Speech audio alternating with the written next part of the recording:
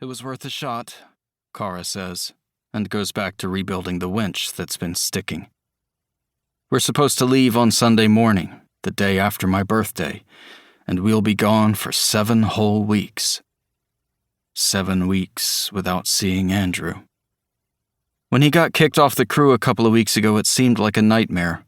I told Admiral Hickey right away that I didn't want to be on the boat if Andrew wasn't there too.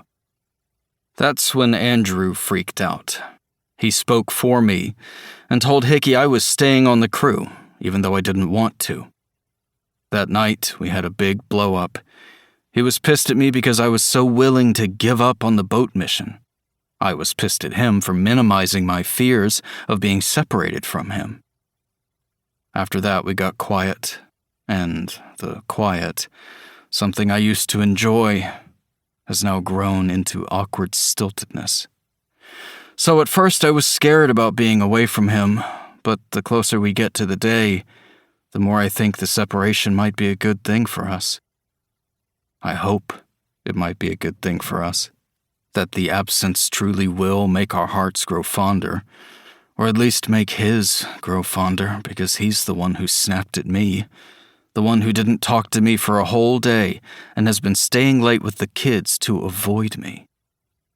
You're doing it again, Kara says, rubbing a gear with grease and placing it in its spot in the winch.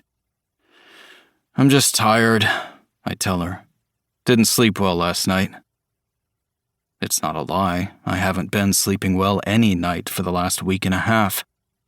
I wake up in the middle of the night and can feel how far apart Andrew and I are.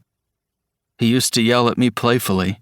He made it clear that he thought it was adorable, because he says I sleep like a goldfish grows, expanding to take up whatever space is available to me.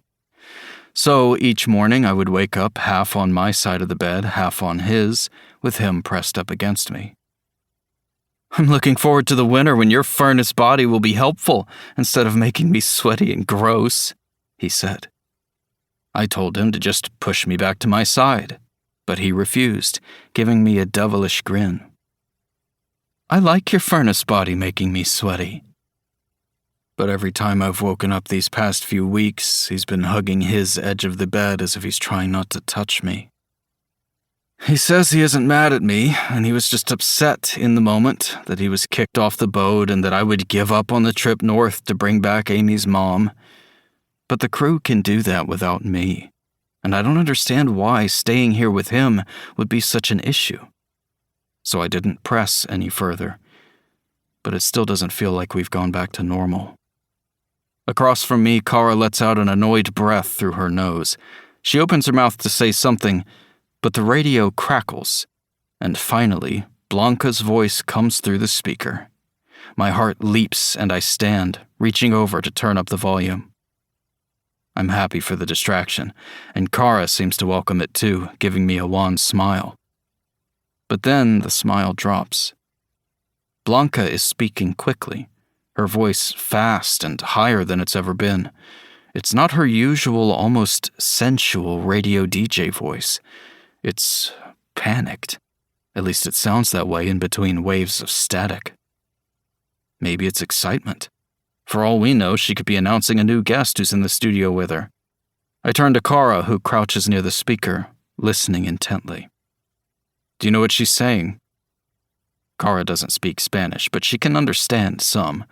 A word here or there that she can pick up and piece together into some semblance of context clues that she'll repeat to Daria. Then Daria will nod or clarify. But Daria isn't here. She, Admiral Hickey, and Trevor are all at a committee meeting going over the plan to head north on Sunday, to scavenge the coast and return with Henry, the woman who is the reason Andrew and I found the key colony in the first place. She's talking too fast, Kara says. More static. Then Blanca comes back and yells something we can't comprehend. In the background, there's more shouting, followed by a high-pitched whistle. The static returns, cutting through her voice, like waves crashing against a shoreline. Movement from the dock catches my eye. Hickey, Daria, and Trevor are on their way back. I cup my hands to my mouth and call out to Daria. Something's going on with...